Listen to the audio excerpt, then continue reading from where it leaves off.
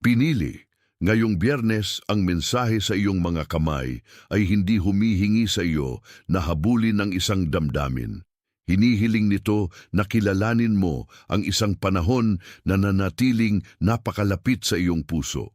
Marahil naramdaman mo ang bigat ng tahimik na pag-asang parang isang silid bago sumikat ang araw, kung kailan lahat ay payapa ngunit wala namang walang laman. Kadalasang ganito ang pakiramdam ng pag-ibig kapag ito'y paparating at hindi mo pa natatagpuan ang mga salita para sa pagbabagong iyon. Ngayong gabi, hindi mo kailangang pilitin ang katiyakan.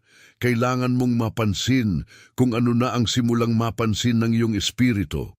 Kung ang iyong dibdib ay nakaramdam ng pagkakapanipis, kung ang iyong mga iniisip ay umiikot-ikot sa parehong tanong ng paulit-ulit, manatili ka kasama ako. Dahil maaaring ito ang unang malinaw na salamin na nakita mo sa loob ng isang panahon. Ang dahilan kung bakit dapat kang manatili dito ay simple. Ang tila nakakalito sa sandaling ito ay maaaring maging madaling kilalanin kapag ito'y sinabi ng may pag-aalaga. At kung ikaw ay naghahanap ng matatag na salita na tutulong sa iyo na maunawaan ang ganitong uri ng paghihintay, ang The Call of the Chosen, a 30-day journey, ay makakatulong sa iyo na pangalanan ang iyong dinaranas at makita kung bakit ito mahalaga. Pumunta ka na ngayon sa itaas ng mga komento at i-click ang link sa nakapin na komento. Hindi ka sira dahil nararamdaman mo ang tensyon ng oras na ito. Inaanyayahan kang makinig ng mas mabuti sa tahimik na lugar kung saan ang pag-ibig at pag-uusisa ay nagtatagpo. Marahil napansin mo kung paano inuuna ng katawan na iskor ang mga bagay bago pa man ito ng isipan. Ang pagtulog ay tila mas magaan, ang mga balikat ay dala ang sarili nilang maliit na pasanin, at kahit ang mga ordinaryong sandali ay nagsisimulang magkaroon ng karagdagang kahulugan tulad ng paraan kung paano nagniningas ang telepono at nagbabago ang iyong paghinga bago ka sumagot. Ang ganitong uri ng pag-aalaga ay maaaring makapagpatingkad sa isang simpleng Biyernes ng higit sa nararapat. Hindi dahil may mali sa iyo, kundi dahil ang iyong puso ay nakadama ng galaw bago pa man mahabol ng iyong mga salita. Mayroong pagkakaiba sa pagiging naguguluhan at sa pagiging hindi handa, at ang pagkakaiba na iyon ay mas mahalaga kaysa sa inaakala ng karamihan. Kapag nagsimula kang magbigay pansin ng walang pangamba, natutuklasan mong ang sinyales ay kadalasang mas tahimik kaysa sa takot. Ang takot ay sumisigaw na walang nagbabago, habang ang pag-uusisa ay bulong-bulong na may nangyayari na. Hindi mo kailangang parusahan ang iyong sarili dahil sa pagpapansin. Kailangan mong matutunan kung paano basahin ang mga tanda nang hindi pinapayagan nitong pamunuan ka. Mayroong responsableng paraan ng pagsasalita tungkol sa ganitong sandali. Ang mensahe sa title ay hindi nangangakong may tiyak na resulta sa isang petsa ng kalendaryo, ngunit maaari nitong matulungan kang makilala kung anong uri ng panahon ang tinatayuan mo at kung anong uri ng tugma na angkop dito. Minsan ang pinakamahalagang bagay ay hindi ang malaman ang buong daan, kundi ang maunawaan kung hinihiling sa iyo na maghintay, magpalaya, muling magtayo o magsimula muli. Ang ganitong uri ng kalinawan ay nagpapatatag sa puso sa paraang hindi kayang gawin ng kaguluhan. Pinapayagan kang tumugon ng may pananampalataya sa halip na paghuhula at may intensyon sa halip na reaksyon. Kapag ang isipan ay patuloy na umaabot sa katiyakan, ang espiritu ay kadalasang nangangailangan ng mas simple, isang tapat na susunod na hakbang, isang mahinahong paghinga at isang matapat na pagbabasa ng sandali. Ang tamang pag-unawa ay hindi gumagawa sa iyo na mas mataas kaysa sa iba. Ginagawa ka nitong mas mapayapa, mas mapagmasid at mas hindi malamang na ipagkamali ang bawat pagkaantala bilang pagtanggi. Isipin ang isang karaniwang eksena mula sa ganitong uri ng Biyernes. Nakatayo ka sa kusina na may kape na lumalamig sa tabi mo, o nakaupo sa sasakyan bago ka pumasok sa trabaho, at ang katahimikan ay tila mas malakas kaysa sa karaniwan. Ang araw ay tila normal mula sa panlabas, ngunit sa loob ay nakadama ka ng isang tanong na gumagalaw sa ilalim ng ibabaw. Tumingin ka sa iyong telepono, pagkatapos ay inilalagay mo ito muli. Sinasabi mo sa iyong sarili na magpatuloy, ngunit ang iyong katawan ay hindi lubos na sumasang-ayon. Ganito kadalasan ang nagsisimula ng mga puntong pagbabago, hindi sa pagkidlat, kundi sa tahimik na panloob na pagtutol sa pagpapanggap na walang nangyayari. Ang puso ay nakakalam kung kailan ang isang panahon ay pumipinsala. Hindi nito laging nalalaman ang wika, ngunit nalalaman nito ang presyon. At kung kailanman ay nais mong tumigil sa paghuhula at magsimulang makita, maaaring matuklasan mong ang The Call of the Chosen, a 30-day journey ay nagbibigay ng hugis sa paghihintay upang maunawaan mo ang panahon sa halip na mabagabag dito. Pumunta ka na ngayon sa itaas ng mga komento at i-click ang link sa nakapin na komento. Hindi ka nahuhuli lamang dahil natututo ka pa ng kahulugan ng katahimikan. May mga bagay na nailalantad lamang sa pusong tumatangging magmadali sa paglampas sa kanila.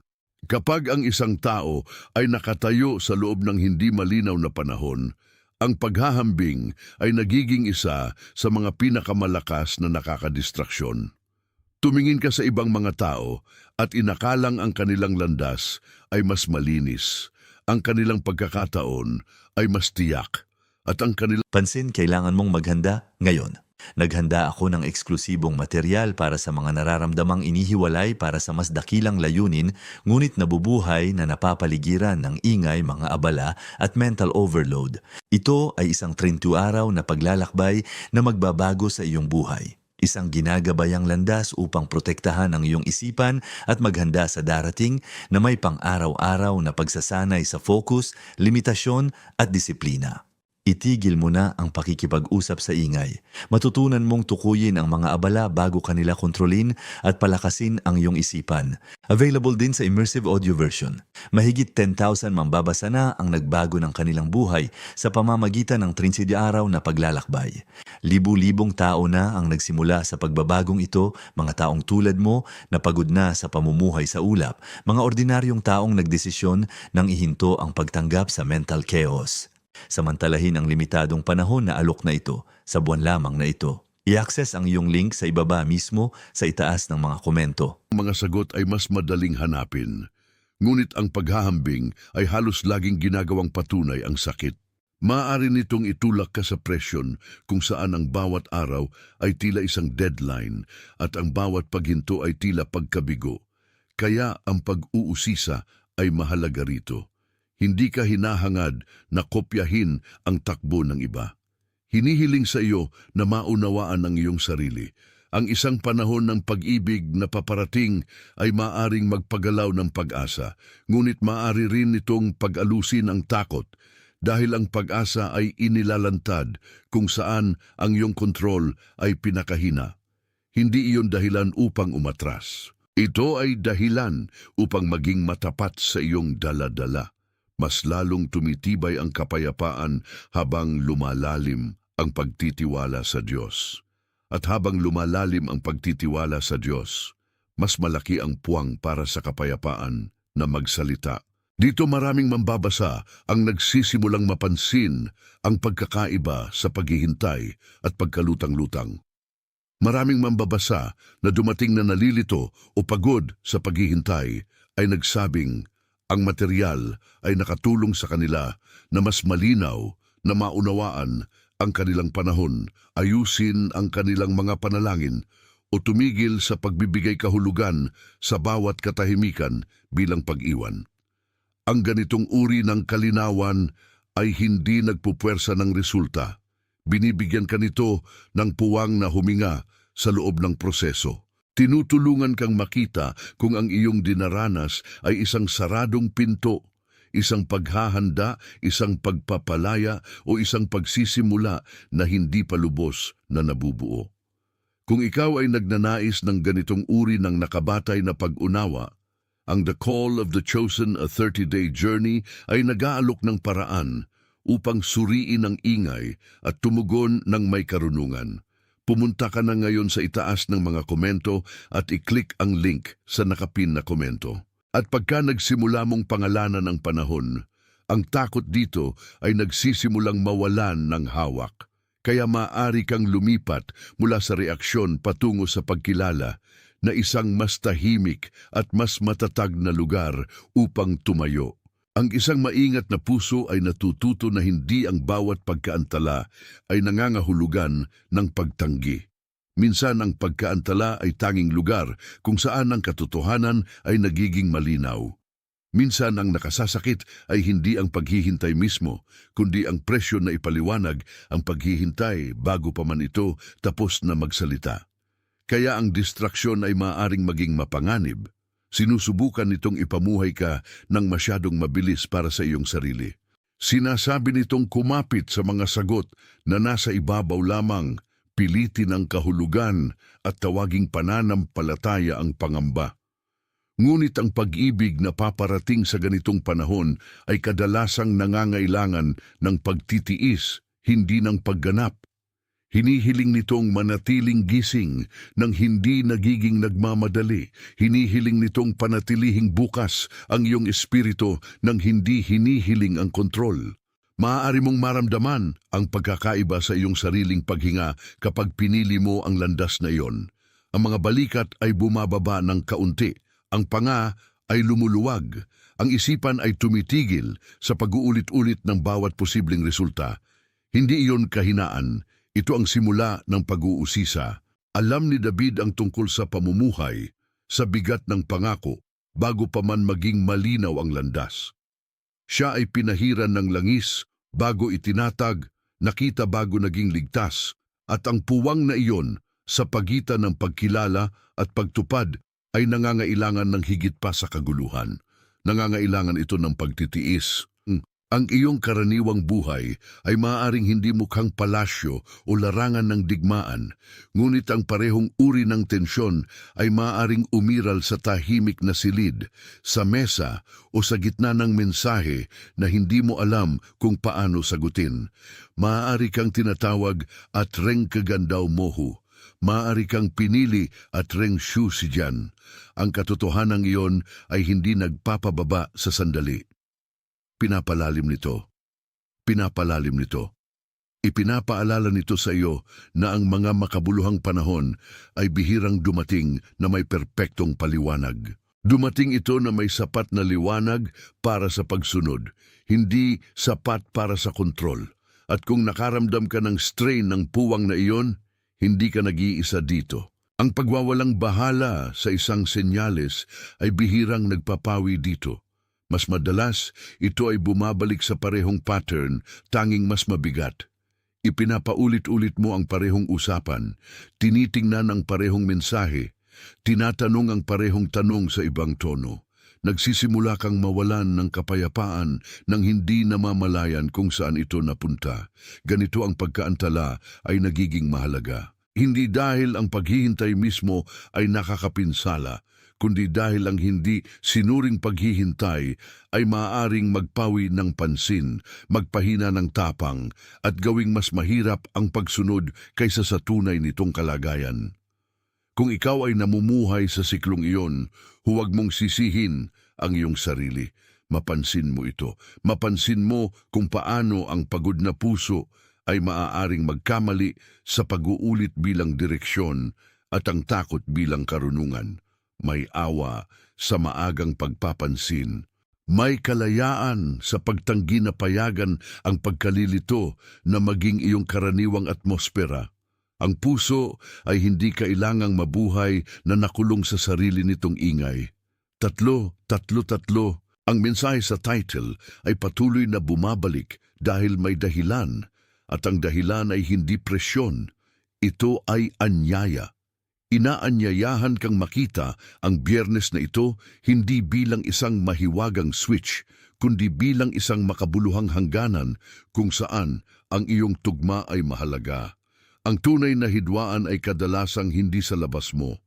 Ito ang lugar sa loob kung saan ang pagnanasa, pag-iingat, alaala at pag-asa ay sabay-sabay na nagsasalita. Ang panloob na karamihan na iyon ay maaaring makapagpahirap sa pag-ibig kahit na ito ay humihiling lamang na kilalanin. Kaya maging mahinahon sa iyong sarili habang nakikinig. Hindi mo kailangang pilitin ang katiyakan upang igalang ang iyong nadarama. Kailangan mo lamang ng sapat na katapatan upang aminin na may nagbabago at na ang iyong lumang paraan ng pagpapaliwanag dito ay maaring hindi na sapat. Ang kaluluwa ay lumalago ng mas malakas kapag tumigil ito sa pagtatalo sa ebidensya ng sarili nitong pagkamalayan. Sa balang araw, ang pagkilala lamang ay hindi na sapat. Maaring alam mong may nagbabago, ngunit rengkegan, daw bukeding kung paano tumugon ng mahinahon, tapat at malinaw. Dito maraming puso ay nagsisimulang labanan ng sarili. Nagmamadali sila o sumusuko, hindi kinakailangan ang alinman. Ang kailangan mo ay isang mas matatag na panloob na pattern, isang nagpapahintulot sa iyo na makilala ang intusyon mula sa pangamba at ang pag-asa mula sa pagkalumbay. Ang ganitong uri ng panloob na pag-uuri-uri ay hindi parusa. Ito ay pag-aalaga. Binibigyan ito ng wika ang tila malabo. Tinutulungan kang makita kung ikaw ay hinuhubog, iniaayos o simpleng hinihiling na maghintay na may higit na pagkamatura kaysa dati. Kung iyan ang iyong kalagayan, ang The Call of the Chosen, a 30-day journey ay maaaring magsilbing kasama para sa pagninilay, pananalangin, pag-uusisa, mga araw-araw na pasya at pagtukoy sa susunod na tapat na hakbang. Pumunta ka na ngayon sa itaas ng mga komento at i-click ang link sa nakapin na komento. Hindi mo kailangang solusyonan ang buong panahon ngayong gabi. Kailangan mo lamang maging mas matapat sa loob nito. Ang katawan at ang espiritu ay hindi laging nagsasalita sa parehong lakas, kaya kailangan ng karunungan. Minsan ang katawan ay tumutugon bago pa man maipaliwanag ng isipan ng anumang bagay, at minsan ang espiritu ay nakakakilala ng kahulugan kahit na ang katawan ay nakaramdam ng pagod. Maaari mong mapansin ang pareho sa sabay. Isang kakaibang kapayapaan sa isang sandali, isang mapag-alab na pulso sa susunod. Hindi iyon nangangahulugan na iminamungkahi mo ang mga bagay. Ibig sabihin ay ikaw ay isang tao na namumuhay sa loob ng isang makabuluhang oras. Ang gawain ay hindi ang hindi magtiwala sa bawat tugmo o gawing banal ang bawat damdamin. Ang gawain ay matutunan kung ano ang sinasabi ng bawat bahagi mo. Ang dahilan ay maaaring suriin ang mga katotohanan. Ang emosyon ay maaaring magpakita ng pagkakaangkot. Ang pag-uusisa ay maaaring sabihin sa iyo kung ano ang dapat mong pansinin at kung ano ang dapat mong hayaang lumampas. Kapag ang mga bahaging iyon ay nagtutulungan, ang pagkalilito ay nawawalan ng ilang kapangyarihan. Kapag naglalaban ng mga ito, kahit ang mga maliliit na pasya ay nagsisimulang maging mabigat, ang mga relasyon at kapaligiran ay mahalaga rin sa ganitong panahon. May mga espasyo na nagpapalala ng takot habang ang iba ay pumipighati nito. May mga boses na nagpaparamdam sa iyo na nahuhuli habang ang iba ay nagpapanumbalik ng pananaw. Matalino ang pagpapansin kung sino ang nag-iwan sa iyo na mas matatag at kung sino ang nag-iwan sa iyo na mas magulo. Hindi iyon pagdududa. Ito ay pamamahala. Hindi mo kailangang umalis sa lahat, ngunit kailangan mong protektahan ang pagiging malambot na hinihiling ng panahong ito.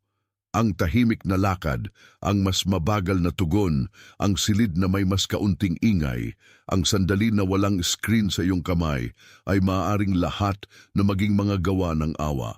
Minsan ang pag-ibig na paparating sa iyong buhay ay tugma sa kapayapaan na kailangang pumunta sa iyong mga gawi. Hindi mo maririnig ng malinaw kung ang bawat sulok ng iyong buhay ay sumisigaw sa iyo. Kaya lumikha ng puwang para sa katahimikan kung saan mo kaya. Maaaring ito ang isa sa mga pinakamabuting bagay na gagawin mo para sa iyong sariling puso. May estratehiya sa likod ng napakaraming panloob na ingay. Pinapanatili ka nitong masyadong abala upang mapansin kung ano ang tunay na nabubuo. Pinapanatili ka nitong naghahambing, sobrang nag-iisip, nagtitingin at pagkatapos ay nagtitingin muli. Sinasabi nitong kung mag-iisip ka lang ng sapat na mabuti, mapipilitan mo ang kalinawan. Ngunit ang kalinawan ay kadalasang mas mahinahon kaysa doon. Ito ay dumadarating kapag nagbagal ka ng sapat upang makita kung ano ang totoo na. Kaya ang puntong pagbabago ay bihirang dramatika. Ito ay kadalasang pribado. Nangyayari ito kapag tumigil ka sa pakikipag-ugnayan sa katotohanan na tumataas sa loob mo. Tumitigil ka sa pagtawag sa bawat paghinto bilang pagkalilito. Tumitigil ka sa pagtawag sa bawat katahimikan bilang kawalan. Tumitigil ka sa paghiling na ipaliwanag ng hinaharap ang sarili nito bago ka maging handang huminga. At sa tahimik na desisyong iyon, ang iyong puso ay nagsisimulang tumayo muli. Isipin ang isang buto sa ilalim ng lupa, hindi nakikita at madaling hindi mapansin. Walang sumasampalataya doon. Walang tumatawag dito bilang tapos na. Gayunpaman, sa ilalim ng ibabaw, ang gawain ay totoo. Ang tila nakatago ay hindi nasayang. Ito ay nabubuo sa katahimikan. Iyan ang imahen na nararapat dito dahil ang panahon na iyong dinaranas ay maaaring maramdaman na parang isang nakalibog na pagsisimula. Isang lugar kung saan ang pag-ibig ay hindi wala, ngunit nananatiling nakatago. Ang buto ay hindi nagmamadali sa lupa. Hindi nito kinukundena ang lupa dahil madilim ito. Mananatili ito sa lugar kung saan ang buhay ay kumukuha ng hugis. Ang iyong paghihintay ay maaaring maramdaman din na ganun. Nakatago, mabagal at puno ng presyon na hindi mo maipaliwanag. Ngunit ang nakatago ay hindi nangangahulugan ng kawalang pag-asa. Ang nakatago ay kadalasang kung saan ang pagpapanatili ay nangyayari muna. Sa loob ng nakatagong lugar na iyon, ang pagbuo ay tila pagkaantala sa mapagmataas na paningin. Ang mga ugat ay umaabot kung saan walang nakakakita. Ang kahalumigmigan ay nagsasama-sama. Ang presyon ay nagpapanatili sa hugis na matatag. Wala sa mga ito ang nakakapagpaakit, gayunpaman lahat ng mga ito ay mahalaga. Ang katulad nito ay totoo ng hindi nakikitang gawain sa iyong puso. Maaaring akala mong walang nangyayari dahil walang anunsyo, ngunit ang tahimik na pag-unlad ay ring si pag-unlad. Ang panloob na buhay ay kadalasang lumalalim bago magbago ang panlabas na buhay. Ito ay maaaring makapagpahirap kapag nais mo ang ebidensya, ngunit ito ay isang awa rin dahil hindi ang bawat panahon ay kailangang maging pampubliko upang maging may layunin. Ang buto ay hindi naghahabol ng pagpapatawad sa pagiging sa ilalim ng lupa. Ito ay nagiging kung ano ito dapat maging. At ang iyong puso, maaari ring nabubuo sa mga paraan na hindi pa nasusukat mula sa ibabaw. Ang nagpapanatili sa buto na nakatago ay hindi kadiliman. Ito ay pagkakataon, panahon at pagtutol. Ang malamig na lupa, ang siksik na lupa, at ang nakatagong bigat sa itaas nito ay lahat na tila nagsasabing hindi. Gayunpaman, ang parehong mga kondisyon na iyon ay maaaring protektahan ang hindi pa handang ilantad. May karunungan dito. May mga bagay na hindi dapat ipilit na ilantad bago pa man magkaroon ng sapat na lakas upang mapagtagumpayan ang liwanag. Maaaring nais mo ng kalinawan noon, ngunit ang kailangan mo muna ay pag-ugat.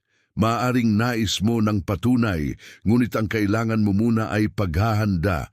Ang tensyon sa pagitan ng mga pagnanais na iyon ay maaaring magpawi sa iyo kung ipagpapatuloy mo ang paglaban dito. Ngunit kung tatanggapin mong ang pagiging nakatago ay may papel, ang pasanin ay nagbabago, nagiging mas katulad ito ng pinanatilang potensyal kaysa sa pagtanggi. Ngayon ang lupa ay nagsisimulang lumuwag, hindi sabay-sabay, hindi sa paraang maipilit, ngunit sapat na mapansin na may galaw na nangyayari. Ang ibabaw ay hindi na ang buong kwento. Isang berdeng sinulid ay umaabot pataas kung saan tanging paghihintay lamang ang naroroon at ang maliliit na pagsisimulang iyon ay nagbabago ng lahat. Ganito, kadalasang bumabalik ang pag-asa. Tahimik, pagkatapos ay hindi na mapagkaila. Nang kaunti ang tapang, nang kaunti ang pangamba, nang kaunti ang pagtitiis sa iyong sarili at sa proseso. Ang buto ay hindi nagiging puno sa isang sandali. Ngunit ang sandali ng pagtaas ay mahalaga dahil kinukumpirma nitong ang nakatagong gawain ay hindi kailanman nasayang. Ito ay naghahanda para sa pagkakakitaan. Ito ay naghahanda para sa paghinga, liwanag at direksyon. Kaya ang iyong panahon ay nararapat na igalang, hindi pagmamadali. Ako ay gising, ang imahen ngayon ay nababalik sa iyo. Ang tila nalibog ay hindi walang kabuluhan. Ang tila tinakpan ay hindi nakalimutan. Ito ay hawak hanggang sa makatayo ito sa liwanag nang hindi bumabagsak. Ganito ang mensahe sa title ay muling nagiging malinaw. Ang Biyernes na ito ay hindi tungkol sa pagpapatunay na ang pag-ibig ay dumating sa utos. Ito ay tungkol sa pagkilala sa kung ano ang nabuo sa ilalim ng ibabaw at paggalang dito gamit ang mas matatag na tugma. Hindi mo kailangang magsagawa ng katiyakan. Kailangan mo lamang bumalik sa kung ano ang totoo, isang matapat na hakbang sa isang pagkakataon. Ang buto ay hindi nagiging tapat sa pamamagitan ng pagpupursige. Nagiging tapat ito sa pamamagitan ng pagpapatuloy at maaari mong gawin ang pareho. Isang gawin na makakatulong ay isang selyo ng umaga. Bago hilingin ng araw ang mga bagay sa iyo, umupo ng tahimik sa loob ng ilang paghinga at pangalanan ng iyong alam ng hindi nagpapalabis. Sabihin ang iyong nadarama, ang iyong kinatatakutan at ang iyong handang bitawan para sa araw na ito. Ang simpleng gawaing iyon ay maaaring pigilan ng puso na ikalat ang sarili nito sa isang daan-daang imahinasyong hinaharap. Hindi ito isang dakilang ritual. Ito ay isang paghinto sa hangganan. Binibigyan nito ang iyong espiritu ng lugar na matayuan bago magsimula ang ingay.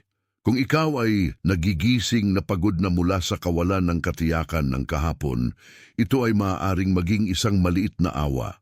Ang layunin ay hindi kontrolin ang araw.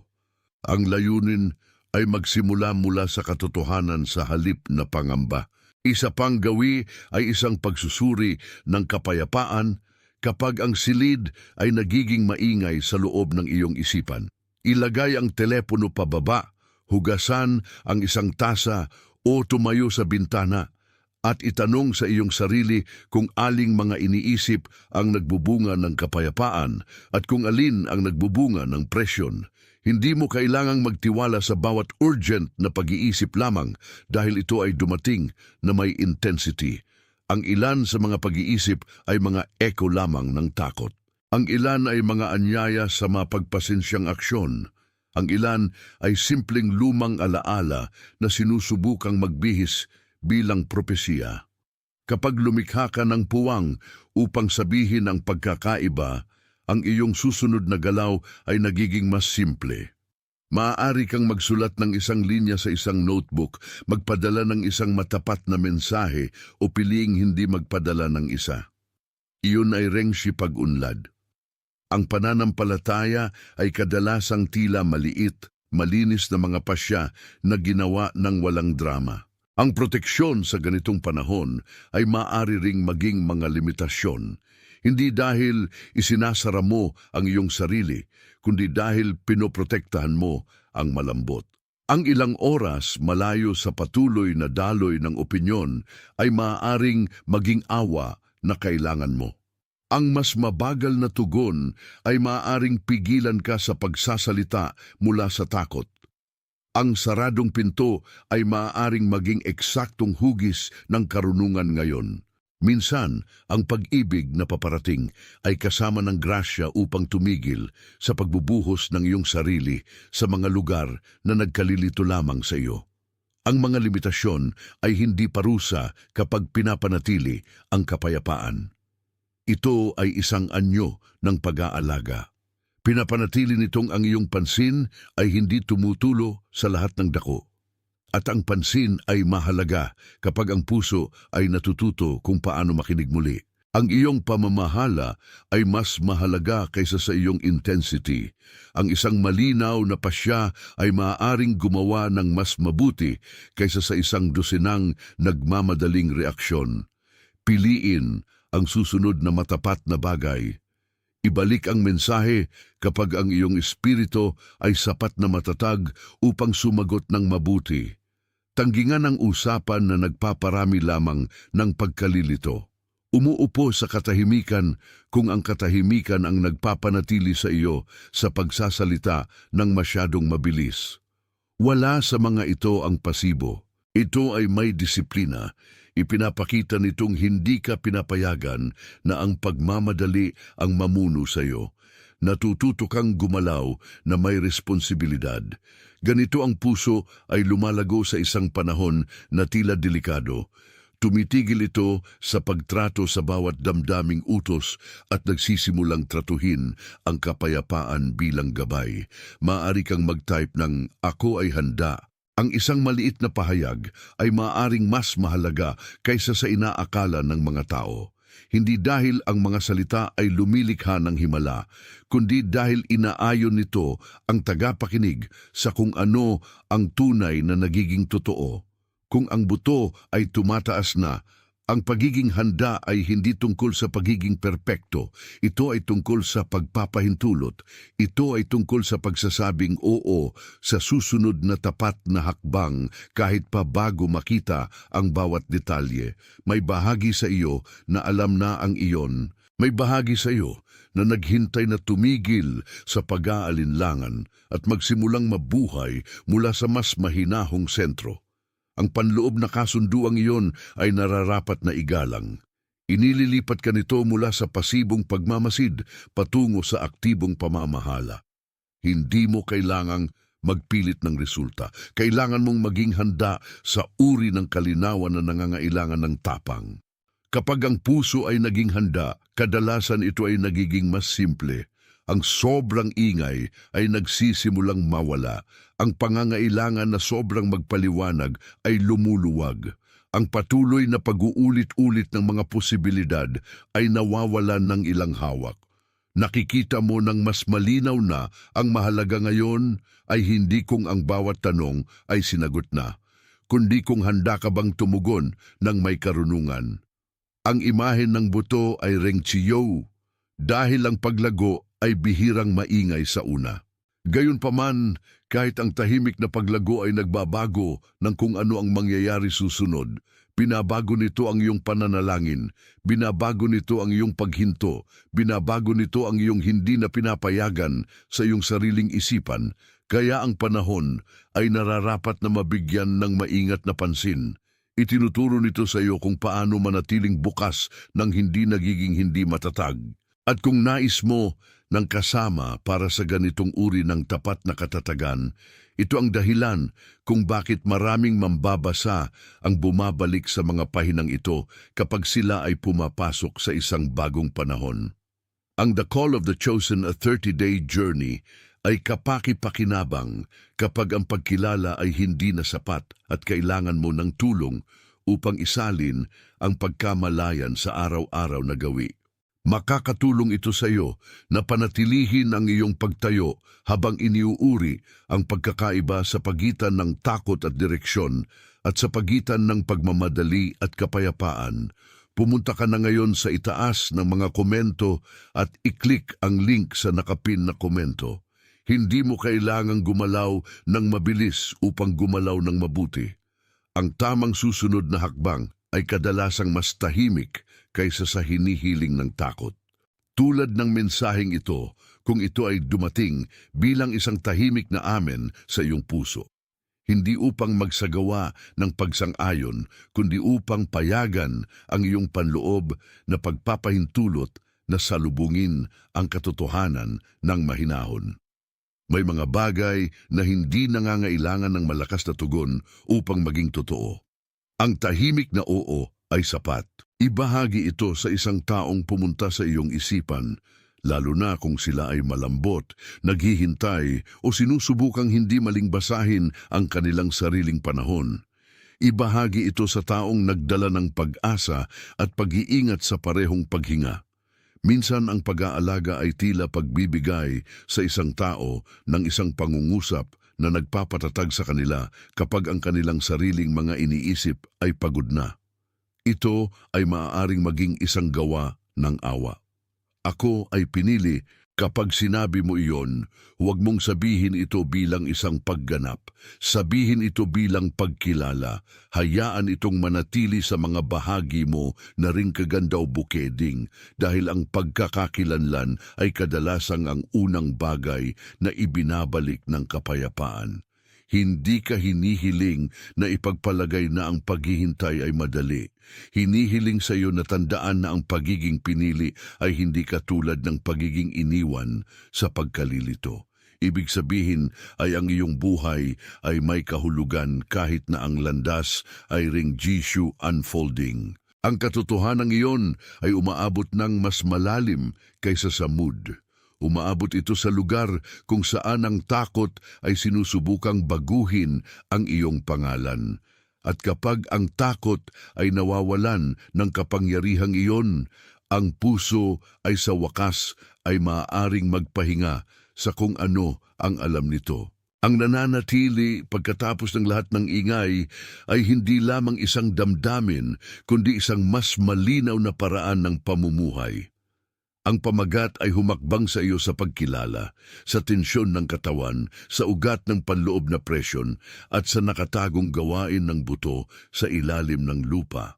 Ipinakita rin ito sa iyo na ang paghihintay ay hindi laging walang laman, na ang katahimikan ay hindi laging kawalan, at na ang paghahanda ay maaaring magsuot ng mukha ng pagkaantala.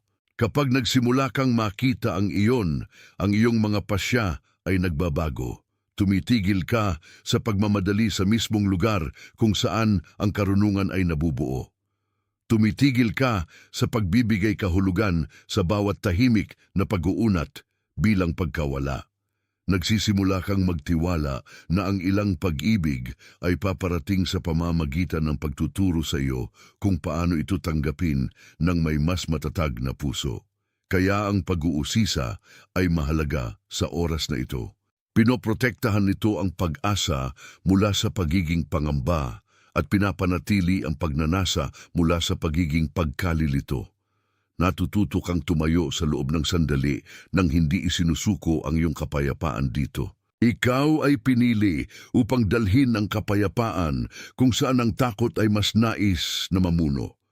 Ikaw ay pinili upang mapansin ang pagkakaiba sa pagitan ng presyon at direksyon. Ikaw ay pinili upang tumugon sa halip na magreaksyon, huminga bago magdesisyon, at payagan ng katotohanan na magkaroon ng huling salita sa iyong imahinasyon. Ikaw ay pinili upang dumadaan sa Biyernes na ito na may katatagan, hindi dahil lahat ay nakikita na, kundi dahil ang iyong puso ay nagiging kakayanin ng hawak ang kung ano ang totoo.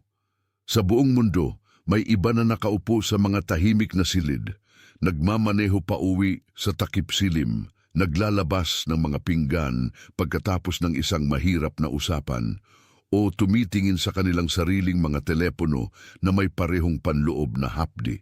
Sila rin ay natututo kung paano kilalanin ang panahon na kanilang dinaranas. Sila rin ay natutuklasan na ang kapayapaan ay maaaring lumago bago pa man ang mga sagot. Kaya hawakan ang iyong natanggap, panatilihin ang kung ano ang totoo. Lumakad ng mahinahon, ngunit huwag magduda sa liwanag na nagsimula ng magtipon. Ito ay nasiguro. Pansin, kailangan mong maghanda ngayon. Naghanda ako ng eksklusibong material para sa mga nararamdamang inihiwalay para sa mas dakilang layunin, ngunit nabubuhay na napapaligiran ng ingay, mga abala at mental overload. Ito ay isang 30 araw na paglalakbay na magbabago sa iyong buhay. Isang ginagabayang landas upang protektahan ang iyong isipan at maghanda sa darating na may pang-araw-araw na pagsasanay sa focus, limitasyon at disiplina. Itigil mo na ang pakikipag-usap sa ingay. Matutunan mong tukuyin ang mga abala bago kanila kontrolin at palakasin ang iyong isipan. Available din sa immersive audio version. Mahigit 10,000 mambabasa na ang nagbago ng kanilang buhay sa pamamagitan ng 30 araw na paglalakbay. Libu-libong tao na ang nagsimula sa pagbabagong ito, mga taong tulad mo na pagod na sa pamumuhay sa ulap, mga ordinaryong taong nagdesisyon nang ihinto ang pagtanggap sa mental chaos.